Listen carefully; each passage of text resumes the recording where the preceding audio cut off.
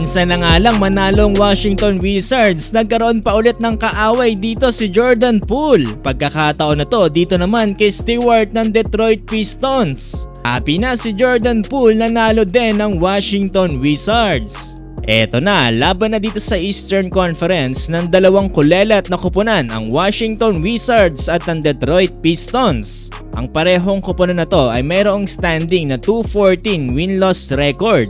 Kahit sobrang mura na ng binibentang ticket dito for as low as $4 or 200 pesos sa atin, ikapansin-pansin talaga na madami talagang empty seats dito sa naging laban na to. Kaya naman kakaibang anggulo ang mapapansin nyo dito sa pagkaka-broadcast ng laban. So dito na tayo, home court advantage para dito sa Pistons. Starting 5 nila ay sila Ausar Thompson, Stewart, Duren, Cunningham at si Ivy. Samantalang dito naman sa Wizards ay sila Kyle Kuzma, Abdiya, Gafford, Jones at si Jordan Poole.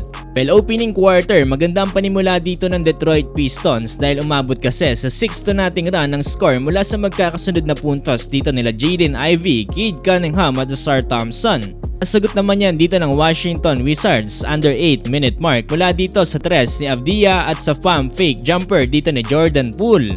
Dito sa first quarter, kumuna ng 5 points si Kyle Kuzma, samantalang 6 points naman para kay Jordan Poole. Okay din yung naging efficiency ng dalawang player na to, samantalang dito naman sa Detroit Pistons, 6 points para kay Ausar Thompson, samantalang 5 points para kay Jalen Duren.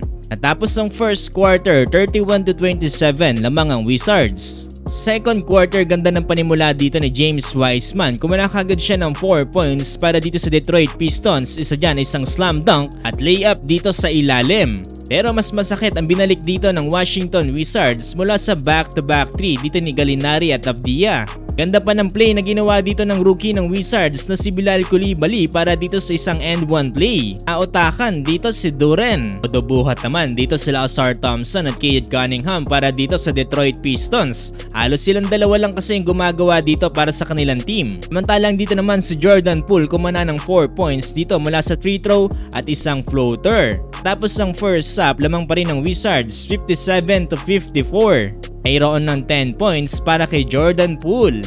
Third quarter na lamang pa rin dito ang Washington Wizards. Naghahabol pa rin dito ang Detroit Pistons. Ito lang ang masasabi ko ngayon, maganda yung team effort na pinapakita ngayon ng Wizards. Pwede yung ginagawa ngayon na JP, hindi niya masyadong pinipilit yung mga tira niya. Unlike kasi sa mga previous games nila, talagang hindi niya pinapasa yung bola at pinipilit niya pang itira kahit napakahirap na.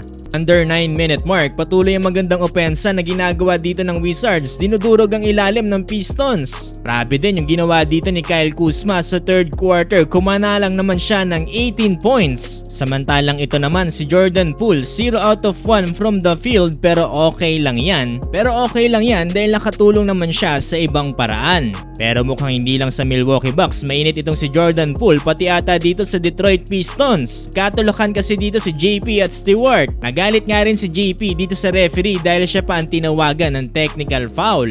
Pansin ko halos lahat ng makakalaban ng Wizards ay mainit dito kay JP. Tapos ng third quarter lamang ang Wizards 94-83. 25 points para kay Kuzma, 10 points para kay JP. Pagdating ng fourth quarter, nagpatuloy pa rin ang kalamangan dito ng Washington Wizards. Ganda ng pinakita dito ni Abdiya at Kyle Kuzma. Maganda rin yung pinakita ng rookie na si Bilal Coulibaly, samantalang inupo naman dito si Jordan Poole. Tapos ng laban, panalong Wizards 126-107.